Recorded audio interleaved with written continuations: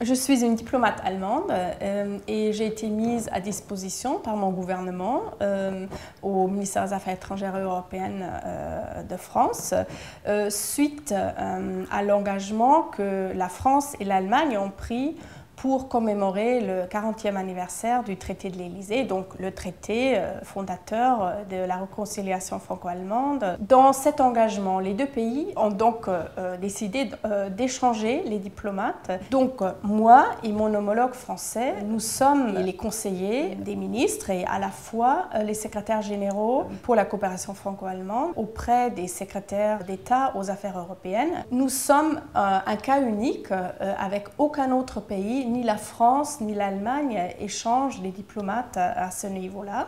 Et nous sommes donc à la fois les traducteurs, les interprètes des démarches administratives, des positions de nos deux pays respectifs. Concrètement, ça veut dire que je participe aux réunions de cabinet. Évidemment, je suis les dossiers franco-allemands propres, donc je prépare les déplacements du ministre et du secrétaire d'État en Allemagne. Quand ils reçoivent des interlocuteurs allemands, c'est moi qui prépare les dossiers. Mais dans les dossiers qui, à première vue, n'ont rien à voir avec l'Allemagne, j'assiste les autres conseillers, je leur apporte le volet allemand. Par exemple, au moment de la crise géorgienne, j'étais là pour expliquer en quoi consistait la manière de réagir de l'Allemagne, ou dans d'autres dossiers, il y a parfois une approche allemande différente qu'il faut interpréter, où il y a parfois aussi une tentative de convaincre l'Allemagne de rejoindre une initiative. Dans le franco-allemand, on a dépassé le stade du Moyen-Âge où les princes étaient contraints à échanger des otages pour s'assurer la bienveillance de leur adversaire. Là, on est vraiment dans la confiance.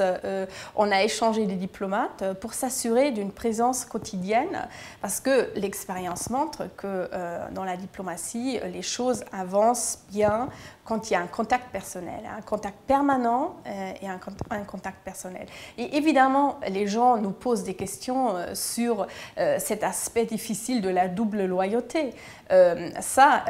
Évidemment, on travaille avec tous les jours, mais on a un intérêt suprême, c'est-à-dire de faire avancer les choses franco-allemandes dans l'intérêt de toute l'Europe. Et donc, quand on est un diplomate responsable, on sait très bien concilier ces deux intérêts.